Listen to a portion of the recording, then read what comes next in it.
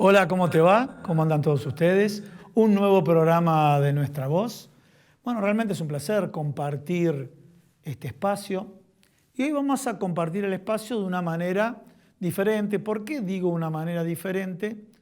A través de la poesía. Y a través de la poesía relatada por Alejandro Apo y en referencia a un hecho muy importante que es el día de ayer, se conmemora la muerte del general Juan Domingo Perón, ¿sí? Así que vamos a escuchar a Alejandro Apo, escrita por Etín Ponce, el secretario general de Atilra, Mi padre y el general. Vamos. De Etín Ponce, Mi padre y el general.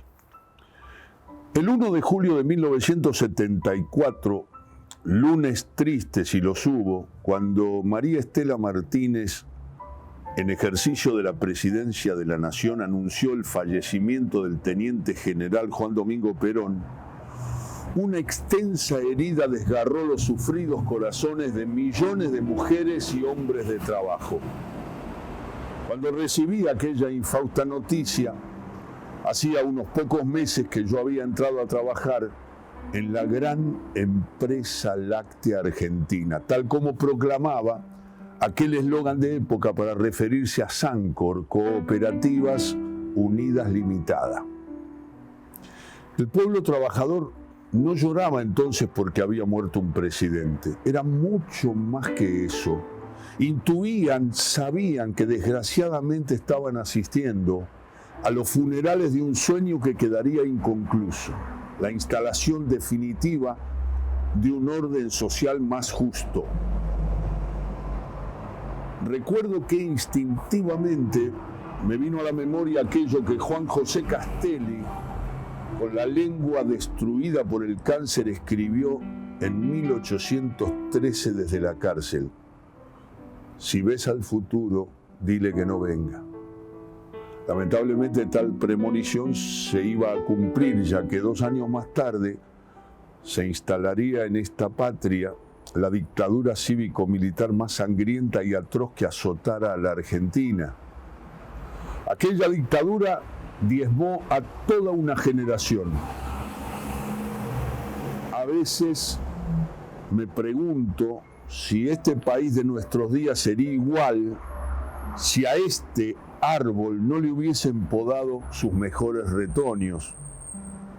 Aquel terrorismo de Estado le mutiló las alas al Negrito Navarro, al Archi Gastaldo y a Fernando Abasto, compañeros de niñez y juventud que supieron gestar sus sueños en las entonces polvorientas calles de Sunchales, nuestro pago chico de Santa Fe. Aquel mismo terrorismo de Estado que arrancó del seno de nuestra familia a Pocha, secuestrada en Villa Constitución el 10 de octubre de 1976 y asesinada por las mismas Fuerzas Armadas que la habían secuestrado. Pesaba sobre todos ellos un peligroso cargo, sospechosos de soñar con un país para todos. Todo esto llegaría después de la muerte de Perón. Por eso digo que tal vez el pueblo intuía lo que iba a pasar luego de la partida del viejo líder. Más de 130.000 almas pudieron verlo durante el velorio en el Congreso de la Nación y más de 1 millón no alcanzaron a ingresar al recinto para darle el último adiós. Una fría y fina llovizna que descendía desde el brumoso cielo porteño se confundía con las perlas salobres y acuosas que bajaban de las mejillas dolientes de aquellas cabecitas negras que, apiñadas en la avenida Callao y del Libertador, acompañaron en silencio y con dolor el paso del cortejo fúnebre. El mundo lo despidió con respeto y admiración, quizá por el tipo de tribuna desde donde provenían los mensajes. Sea útil recordar, a manera de ejemplo, lo que manifestaban las crónicas de algunos de ellos. The Washington Post de Estados Unidos decía: Perón dirigió en la década de los años 40 una transformación social en la Argentina que, al contrario de muchos movimientos latinoamericanos, puede ser descrito como revolución. Por su parte, Il Tempo de Italia manifestaba: Perón inició en Argentina un experimento político y social, el del justicialismo, que, sobre todo cuando se lo juzgue teniendo en cuenta el ambiente en el que fue realizado, las dificultades que se le opusieron y los enemigos que tenían interés en hacerlo fracasar, no podrá dejar de ser considerado como una etapa de progreso social de América Latina. Pero más allá de recordar lo que fue la desaparición física de Perón y lo que significó su partida, permítaseme la oportunidad de tratar de explicar la relación que muchas veces une a una clase social, en este caso a la de los trabajadores y las trabajadoras, con determinada línea de pensamiento político. Espero que se me consienta entonces contar lo siguiente. De pequeño, yo observaba cómo mi padre de vez en cuando sacaba de un cajón un escudito con la cara de un hombre sonriente y una vieja libreta que el tiempo barnizó con tintura de nostalgia. Con recelo, primero se aseguraba que la ventana de la modesta casa familiar estuviera cerrada, para luego tomar el escudo con una mano y con la otra proceder a hojear aquella libreta. Con los años supe que el hombre del escudo era Juan Domingo Perón y que la libreta, entre otras cosas, contenía las 20 verdades peronistas y la letra de la marcha peronista. Supe también, entonces, que el general había sido derrocado por un golpe de Estado, que estaba prohibido y que por eso mi padre escondía esos símbolos. Eran tiempos posteriores a la Revolución Fusiladora. Atrás habían quedado los bombardeos a Plaza de Mayo, los fusilamientos de José León Suárez. Cayó Perón y con su caída sobrevendría una etapa de ataques, no solo contra las conquistas obreras, populares y democráticas, sino también contra todos aquellos que simpatizaran con el gobierno derrocado. Parte de la curia había sido impulsora de una amplia coalición opositora que agrupaba a los partidos políticos pseudodemocráticos, incluidos la Democracia Cristiana, fundada en julio de 1954, y hasta socialistas y comunistas se encolumnaron detrás de los poderes económicos que propiciaron el golpe. Con el tiempo comprendí que lo que hacía mi padre era esconderse cuando tomaba contacto con los símbolos del peronismo para no sufrir las consecuencias a las que estaría expuesto si el antiperonismo se enteraba del pensamiento político partidario que él profesaba. Un par de sus amigos habían caído presos siendo salvajemente golpeados por haber dicho en voz alta, luego de unas copas de vino, ¡Viva Perón! Así que inferí que mi progenitor interpretaba que no era cosa de suicidarse por suicidarse, sino que eran momentos de obrar inteligentemente. Yo andaría por los 14 años cuando un día le pregunté por qué era peronista. En ese momento él dejó de lado lo que estaba haciendo y, quizá un poco sorprendido por mi pregunta, me miró y me dijo: porque Perón creó la indemnización por despido. Sabés que antes nos echaban como a perros. Con Perón comenzamos a cobrar el aguinaldo, empezamos a tener vacaciones pagas y a partir de su gobierno todos los trabajadores pueden jubilarse. Y agregó: no sé si vos sabés de qué se trata, pero Perón puso en marcha el Estatuto del Peón Rural, los convenios colectivos de trabajo para que nadie te pague lo que se le dé la gana, y también creó la ley de accidentes de trabajo. Tomó aire, papá, y gesticulando me manifestó: todas estas cosas los trabajadores no las teníamos antes de que el general fuera presidente. Mi padre iba a reiniciar lo que estaba haciendo, pero antes volvió sobre sus pasos, me miró a los ojos y me acuerdo que me dijo: un trabajador que no es peronista es una persona desagradecida, hijo. No le contesté. Solo recuerdo que lo miré con ternura y comprendí su desaliento y sobre todo su impotencia. Espero que usted sepa comprenderme desde aquel momento. Yo también soy peronista. He leído un bello relato de Etín Ponce, se llama Mi padre y el general. Atilra es artífice de un proyecto solidario, colectivo y social. Es una realidad que crece, se desarrolla, vive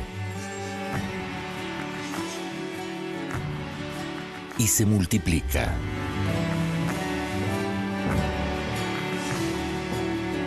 Pero sobre todo, permanece en el tiempo. Atilra, más de 70 años, sembrando de sueños el camino. Bueno, después de escuchar a Alejandro Apo, ahora sí tenemos una importante entrevista con un analista político y me refiero a Raúl Timerman. Raúl, Gustavo Idoyaga te habla, ¿cómo andás? ¿Qué tal, Gustavo? ¿Cómo están ustedes? Yo sé que vos estás en medio trabajando... de esta cuarentena que para mí, no sé si es la más larga del mundo para el mundo, pero para mí sí, porque yo empecé antes. La cuarentena empezó el jueves 19, yo la empecé el viernes 13 de marzo. Por el largo de mi cabello se nota la longitud de la cuarentena. Bueno, siempre con ese sentido del humor y bueno, siempre recorres todos los canales desde ahí, desde tu estudio. Raúl, contanos un poco. En este escenario de la cuarentena, bueno, cada fase ha tenido mucha diatriba política. Cada fase ha tenido, bueno, aquellos que ponían modelo de un país para decir que la gestión actual era mala, ponían modelo de otro país, hasta que se fueron cayendo los modelos. Quedará como modelo eventualmente Uruguay, pero de alguna manera se desvaneció, e incluso la semana pasada, cuando se dieron a conocer los datos del Fondo Monetario Internacional de la caída del PBI de países con y sin cuarentena. Hecho esa introducción, ¿cómo estás viendo vos la imagen del presidente de la Nación y no sé si en contraposición o en sinergia también, del jefe de gobierno de la ciudad de Buenos Aires? Mirá, cada país es dueño de su destino. La gente elige a sus gobernantes para que ejerzan el poder y gobiernen.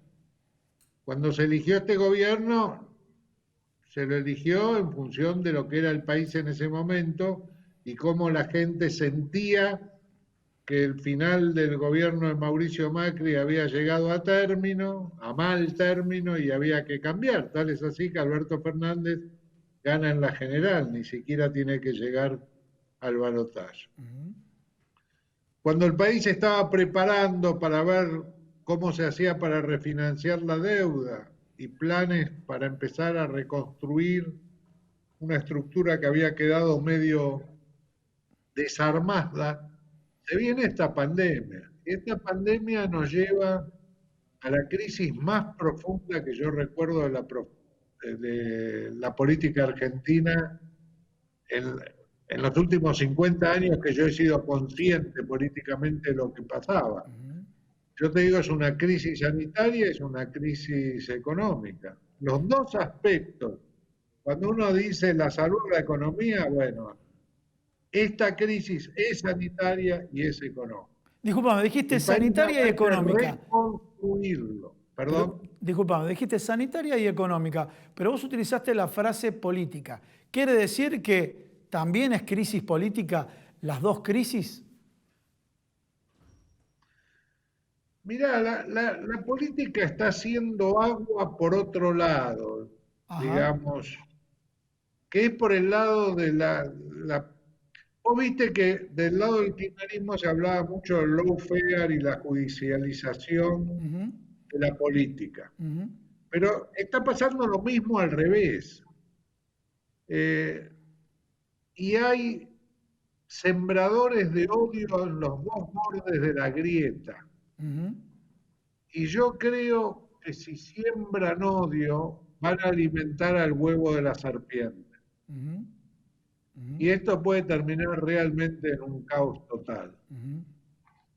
Tenemos la suerte en esta circunstancia, yo te diría, si vos me preguntás, me describís el escenario actual de la República Argentina y me decís qué características de liderazgo debería tener el presidente en ese momento, yo te describiría las características de liderazgo de diálogo, concordancia, armonía, Ujú, negociación, concesión, acuerdo, es decir, las características que tiene Alberto Fernández. Y yo creo que si no nos hemos disgregado socialmente todavía, es porque Alberto Fernández es el presidente ujú. y consiguió armar ese trío cuarentena, digamos, Sí. con Axel Kicillof y con Horacio Rodríguez Larreta, y mantener aún en las situaciones más difíciles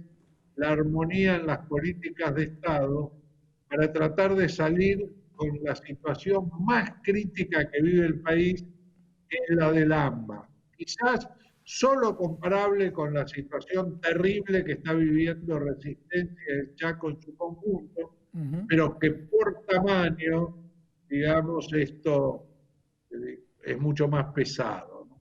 Yo creo que tenemos el presidente adecuado para este momento. Me preguntás si tiene el gabinete, no lo sé, la verdad que no lo sé. Pero a Yo ver, vamos a, quisiera que discúlpame, alguien ya que vos mismo hiciste la pregunta si tiene el gabinete, sabemos que cada estilo de liderazgo está relacionado a cada contexto. Estamos en un contexto donde viene una marea muy fuerte, ¿sí? Que se llama varias pandemias, si querés le agregamos la económica, la renegociación de la deuda y demás. Yo te preguntaría a vos, bueno, no lo sabes, pero para este contexto, en este contexto donde todo hay una constante que es la palabra crisis, ¿cómo consideras vos al equipo para esta situación? el país queda destruido.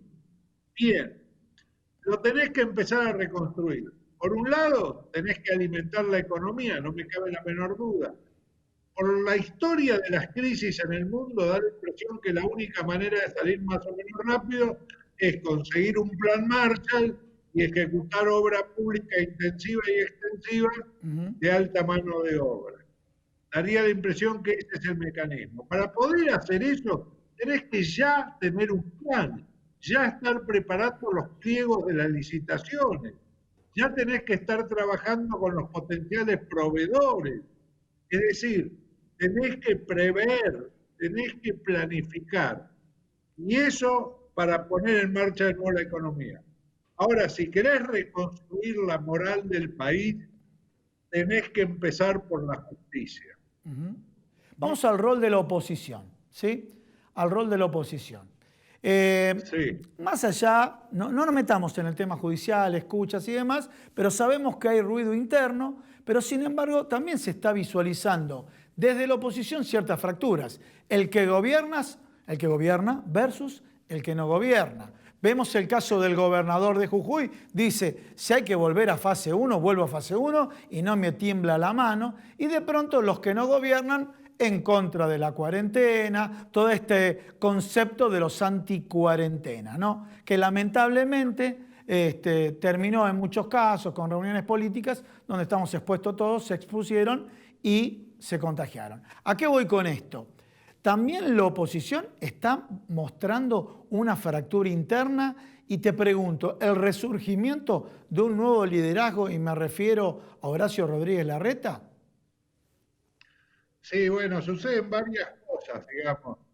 Primero me gustaría reflexionar sobre el más elemental de todos los temas. La posición anticuarentena es una posición política Sí, tomada por la oposición para diferenciarse del gobierno. sí, Si el gobierno no hubiera decretado cuarentena y hubiera 20.000 muertos en este momento, sí. toda la oposición saldría a decir cuarentena, cuarentena. Clarísimo. O sea, te das cuenta lo artificial de la posición anticuarentena. Punto Sí. uno. Sí, sí, Segundo, clarísimo. Disculpame, para. teorema Quiero comentarle, de Raúl, te pido un favor. Le quiero comentar a la gente que hubo un Twitter muy famoso donde Raúl le contesta a una colega, ¿qué estás esperando? ¿Que fallezcan 20.000 personas para que tenga sentido la cuarentena? Y la colega aparentemente le contestó que sí, ¿no? Y eso generó mucho ruido en las redes. Estoy refrescando un poquito a todos los televidentes un hecho que ocurrió la semana pasada, ¿no? Ahora fue a vamos. partir del tweet mío, pero la verdad que la colega no quiso decir eso, se expresó mal. Yo creo, la conozco hace muchos años, Ya lo sé, es ya lo una sé. buena persona, no va a desear Pero la muerte, se ya lo expresó sé, mal. pero sabés que Pero en la bueno, comunicación también ese tema hay que manejarlo bien. Pero sigamos con la línea, ¿no? Sigamos con la sí. línea, ¿sí? Entonces Famoso dijiste, teorema de Baglini, cuanto más lejos estás de ejercer el poder, más irresponsable sos en las propuestas que haces. bien, Y la última es la de Cornejo. sí, Hablar de secesión en un momento de tanta crispación sí, social, de mal humor social, es sí, una locura así, eso. Uno va a hablar de secesión, de que Mendoza es macrismo al palo, es lo que decía Macri respecto a Córdoba. Si Córdoba tuviera salida al mar, ya se hubiera separado. Es apelar a un sentimiento antidemocrático, es ir contra la integración territorial de la República Argentina. Es una barbaridad, eso es peor que las escuelas, peor que todo. Ahora cerramos con esta pregunta. Si yo divido, obviamente que no es tan clásico, no es tan lineal, el electorado, tenemos un electorado que tiene un fuerte sentido peronista, dentro de ese fuerte sentido peronista, un subgrupo que tiene un fuerte sentido kirchnerista, ¿sí? Un líder como Alberto Fernández con las características que vos mencionaste, y a su vez una oposición que cuando encuentra algunos contextos se une, como pudo haber sido el caso Vicentín, y actúa rápidamente. A veces, en algunos casos fueron efímeros los cacerolazos esos que hubo con respecto a la anticuarentena o a la reducción de las dietas de los diputados, pero todavía sigue siendo el eje de las batallas la grieta y estas características bien marcadas de un lado y del otro. El tema de los que van por el medio, ¿qué es lo que está pasando? El electorado busca, la población busca ese ritmo moderador o se alimenta de estos dos extremos. Yo creo que se va a empezar a construir. Yo creo que para las próximas elecciones la avenida del medio se va a ensanchar. ¿Ah, sí? Me da la impresión. Sí, Ajá. creo que sí, porque han llegado a un nivel de crispación muy alto, digamos, y la gente necesita paz y tranquilidad. Y yo creo que va a llegar la etapa de los moderados. Bien. Y se va a ubicar más gente en el grupo de los moderados que de los que uno se imagina. Van a quedar más. Yo creo que va a haber, por el lado de la oposición, un movimiento serio dentro del radicalismo para que un sector de más tradición radical tome el control del partido. Ujú. El partido está a la deriva total. Están buscando en este momento el mejor interlocutor para poder hablar con el PRO. Es una locura eso. Ujú. Es una locura, porque el PRO ese espacio de Juntos por el Cambio va a tener un candidato natural, que es Horacio Rodríguez Larreta, que es la moderación dentro de este espacio. Y va a tener una ala dura formada por Macri, por Patricia Bullrich, por Fernando Iglesias, no sé si Cornejo se prenderá en eso, o Mario Negri, digamos, gente que ha perdido el rumbo dentro del radicalismo y que se va a aferrar a la posibilidad de poder poner piezas en la lista de candidatos a diputados y senadores. Raúl. Va a ocurrir algo peor. Sí. Va a ocurrir algo peor. Y este es un tema que la Argentina en algún momento va a tener que discutir. Lo que pasa es que tiene tantos temas para discutir que sumarle uno más. Va a haber algo peor. Mauricio Macri seguramente va a ser candidato a diputado, primer candidato a diputado por la ciudad de Buenos Aires, y va a ser en búsqueda de fueros. Porque como empieza la ola política judicial del otro lado, la misma que encaró el gobierno de él, pero al revés, él va a buscar los fueros. Entonces, ¿cómo puede ser que los lugares en la lista de diputados se disputen entre gente que va a buscar fueros? Es una locura políticamente. Yo creo que hay que sacar el tema de los fueros. Y todos tienen que ser igual ante la ley. Muy bueno el análisis, tenemos que ir cerrando, vos viste los tiempos, ¿no? Pero Raúl, te agradezco muchísimo el tiempo que nos dispensaste. No, al contrario, muchas gracias a ustedes y para mí es un placer conversar contigo. Bueno, y estuvo con nosotros Raúl Timerman, analista político. Bueno, y así cerramos el programa del día de hoy.